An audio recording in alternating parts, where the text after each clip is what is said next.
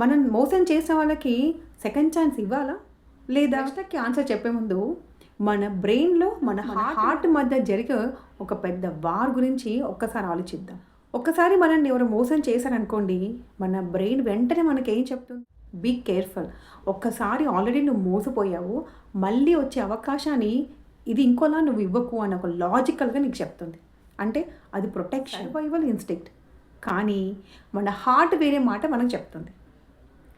అతను మారుండొచ్చేమో, ఇంకొక అవకాశం ఇవ్వచ్చు కదా. మనుషులే తప్పు చేస్తారు, వేరే వాళ్ళు చేయరు కదా.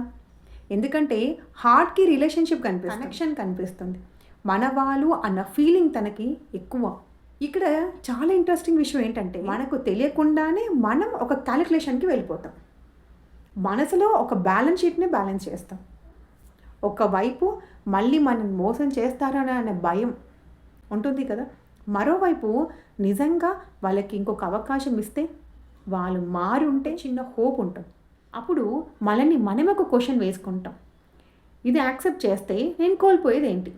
కొంచెం బాధ, కొంచెం హోప్లెస్, ఇప్పటికే తెలిసిన నొప్పి, ఇప్పుడు ఆల్రెడీ ఫేస్ చేసిన పెయిన్ మళ్ళీ అనుభవిస్తానని మనకు తెలుస్తుంది. అవును కదా. కానీ అదే నేను గెలిస్తే ఏంటి? ఒక సంబంధం, ఒక మనిషి, ఒక కొత్త అవకాశం, ఒక కొత్త ఆనందం, గెలుపు ఇచ్చే విలువ. ఈ రిస్క్ కన్నా ఆ గెలుపును మనది ఎక్కువగా అనిపించినప్పుడు మనకు తెలియకుండానే మనం సెకండ్ ఛాన్స్ ఇచ్చే పొజిషన్లోకి వెళ్ళిపోతాం. అందుకని సెకండ్ ఛాన్స్ ఇవ్వడం అనేది మూర్ఖత్వం కాదు, పిచ్చితనం అంతకన్నా కాదు, అది అమాయకత్వం కూడా కాదు. అదొక నిర్ణయం, అదొక విలువ, అదొక ధైర్యం. కానీ రిమెంబర్ వన్ థింగ్, మనం సెకండ్ ఛాన్స్ ఇవ్వచ్చు, కానీ అదే మిస్టేక్ని అన్లిమిటెడ్ ఛాన్స్కి ఇవ్వాల్సిన అవసరం లేదు. ఫర్గివ్ చేయొచ్చు, కానీ దానికి బౌండరీస్ కూడా ఉండాలి. అక్కడ మళ్ళీ ట్రస్ట్ బిల్డ్ అవ్వాలి.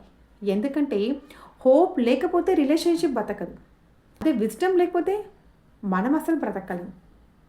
కాబట్టి హార్ట్తో ఫర్గివ్ చేయాలి, బ్రెయిన్తో బౌండరీస్ పెట్టుకోవాలి.